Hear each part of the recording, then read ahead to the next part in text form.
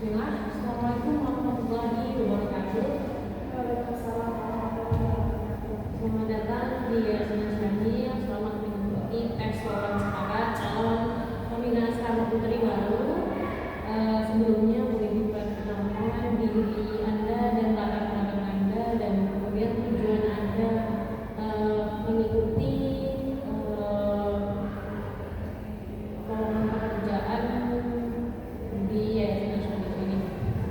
Baik, sebelumnya perkenalkan saya Sylvia. Saya lulusan psikologi dari Universitas Indonesia. Jadi di sini saya sangat tertarik untuk bergabung bersama Yayasan Syamil karena saya sangat ingin untuk ikut andil dalam mencerdaskan generasi-generasi penerus Islam, generasi-generasi yang akan membawa Indonesia, membawa dunia ini menuju ke jalan yang paling benar. Sangat-sangat membara ya kalimatnya.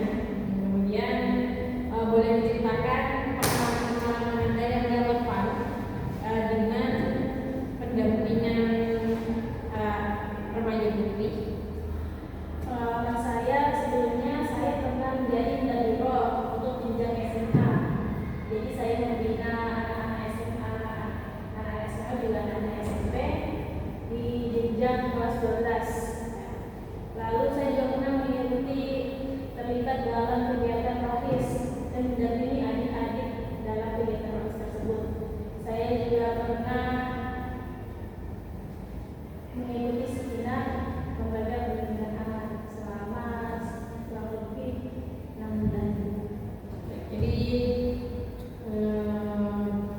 dari pengalaman yang sudah Mbak Shelly dapatkan dari berbagai pelatihan, juga dari hasil belajar dari universitas, berharap bisa membantu ya dalam pendampingan remaja putri santri-santri di Yayasan Nasional ini.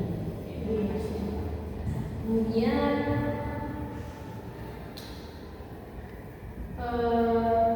sebagai seseorang yang pernah ada di lingkungan asrama, kira-kira hal apa yang bisa Mbak Sari berikan pada anak-anak ketika nanti Mbak Sari sudah menjadi pembina asrama di sini? Dari mungkin manajemen waktu, manajemen emosi, atau yang lain sebagainya. Jadi yang ingin saya berikan pertama kali kepada anak-anak saat saya masuk pertama di sini, saya ingin memberikan mereka itu basic hal-hal yang mereka perlu ketahui, seperti manajemen waktu, mengendalikan emosi, juga mengajari tentang keseharian yang mereka belum tahu, semisal mandi berapa kali sehari, harusnya mandi itu seperti apa, apakah cuma menggosok rambut atau menyelipkan tangan rambut gitu. Itu basic yang saya bisa bagi kepada mereka. Juga saya ingin agar anak-anak santri saya itu bisa disiplin pergi masjid, disiplin belajar malam, disiplin dalam mengikuti semua kegiatan asrama dan sekolah, dan terutama dalam kebersihan, karena barang siapa yang bersih maka anak tersebut akan nyaman, anak tersebut akan betah. Benar sekali yang hal ini ingin dibagikan ke anak-anak. Iya, saya sudah bisa. Sebagai pembina nih, kita nggak lepas dari yang namanya masalah dengan anak-anak, karena memang anak kita berlatar belakang yang berbeda-beda semuanya. Semuanya memiliki ciri khas masing-masing, sehingga banyak nanti akan timbul pro dan kontra, masalah-masalah, problem-problem yang akan kita temui di asrama ini. Jadi menurut Mbak Shelly ini kapan Mbak Shelly bisa bersikap tegas, disiplin, dan kapan Mbak Shelly bisa bersikap lemah lembut terhadap anak-anak? Dan bagaimana Mbak Shelly menyeimbangkan hal itu? Untuk itu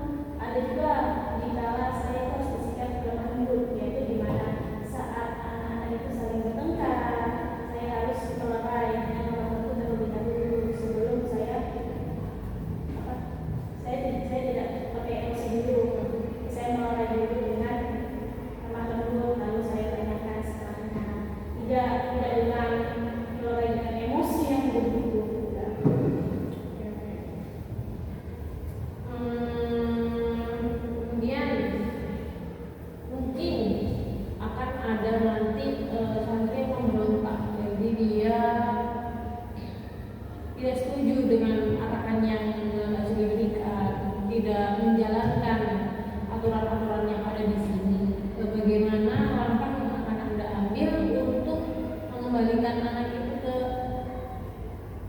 jalan yang benar? Menurut saya santri itu tidak nurut atau tidak patuh terhadap kita itu atau nakal ya, itu karena satu memang dia begitu dari lahir. Pendidikan orang tuanya seperti itu. Dan cara saya untuk mengatasi itu ya saya menggali terlebih dahulu latar belakang santri tersebut. Saya tanyakan ke orang tuanya, saya konsultasi dengan orang tuanya, saya tanya-tanya sama dia orang tuanya bagaimana ilmu, bagaimana kebiasaannya, bagaimana apa yang dia tidak suka. Saya cari latar belakang dia, lalu saya mengobrol dengan dia secara pribadi. Saya mengobrol dengan dia secara pribadi dan saya usulkan atau sarankan beberapa hal yang mungkin dia bisa lakukan agar dia tidak fokus untuk melakukan suatu kebutuhan tersebut dengan memberikan dia tugas-tugas yang berupa kebaikan-kebaikan atau tugas-tugas yang berupa sosialisasi dengan masyarakat agar dia lupa untuk tidak untuk melakukan hal-hal yang buruk. Kemudian bagaimana Anda mengatur jadwal harian di asrama? Kalau saya pribadi, saya mengatur jadwal harian di asrama anak-anak terutama dalam hal spiritual, yaitu dalam hal sholat, hal-hal yang sangat penting, lalu dalam hal-hal seperti halaqah, seperti membaca Al-Quran, terus kajian kita, lalu belajar malam dan evaluasi setiap pekan. Sangat bagus. Kemudian yayasan kita ini di Asyamil Bonding School ini kita sangat mengutamakan pembinaan akhlak. Jadi menurut Anda bagaimana cara kita menanamkan akhlak mulia kepada para santri? Jadi akhlak mulia ya. Menurut saya akhlak mulia itu dibentuk dari diri masing-masing seorang pembina. Jadi dalam kurang lebih jika kita ingin menanamkan akhlak terhadap anak, maka akhlak kita terlebih dahulu harus dibentuk. Di sini konteksnya kita lihat para pembina, seperti berpakaiannya para pembina, terus cara berbicara para pembina, cara berinteraksi para pembina dengan santri. Maka yang harus kita lakukan ya memperbaiki dulu terhadap para pembina, yaitu kalau saya sendiri saya memperbaiki itu terlebih dahulu agar santri bisa mengikuti. Karena santri itu dia lebih mudah meniru daripada mendengar dari kita.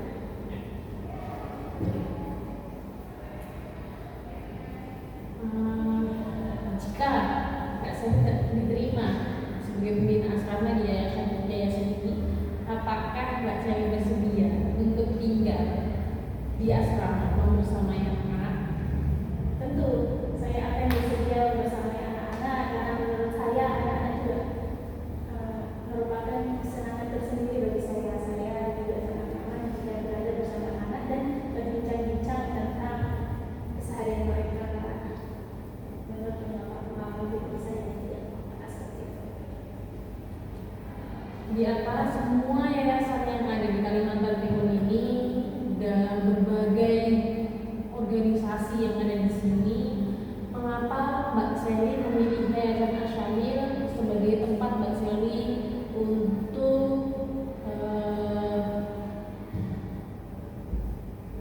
menyalurkan cita-cita atau ingin berkarya di sini? Mengapa Mbak Sally memilih Yayasan Asyamil? Selain karena Yayasan Asyamil ini dekat dengan rumah saya,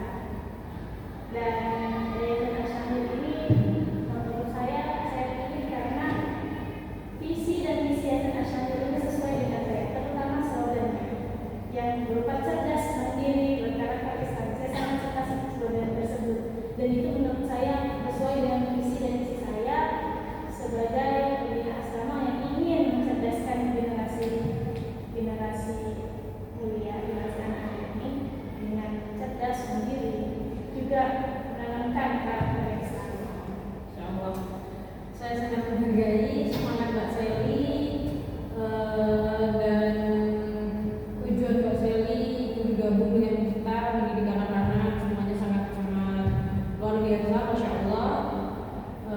Semoga kedepannya kita yang diberikan kabar-kabar gembira. Sebelum kita mengakhiri sesi wawancara ini, mungkin ada yang perlu ditanyakan. Ada yang ingin saya tanyakan. Apabila sesi wawancara ini berakhir, apakah ada sesi wawancara selanjutnya? Untuk sesi selanjutnya bukan wawancara, tapi kita akan adakan kayak latihan soft skill, kemudian ada juga sesi micro teaching. Nanti kita akan lihat bagaimana Mbak Sally ketika berhubungan dengan anak-anak. Ada juga sesi observasi interaksi dengan santri, bagaimana nanti Mbak Sally ini langsung dihadapkan dengan santri. Kita akan mulai dari situ, bagaimana kinerja Mbak Sally, bagaimana dedikasi Mbak Sally terhadap anak-anak itu tadi. Dan insya Allah dengan itu nanti kita bisa menentukan apakah Mbak Sally bisa bergabung dengan kita di sini atau mungkin ada rezekinya Mbak Sally di tempat yang lain. Oh, baik. Terima kasih Bu. Sama-sama. Semoga kita diberikan hasil yang terbaik, diberikan kabar gembira. Semoga jika memang benar kita bisa bergabung di sini jadi satu keluarga di Yayasan Pos Mini ini. Terima kasih banyak Mbak Sally atas waktunya.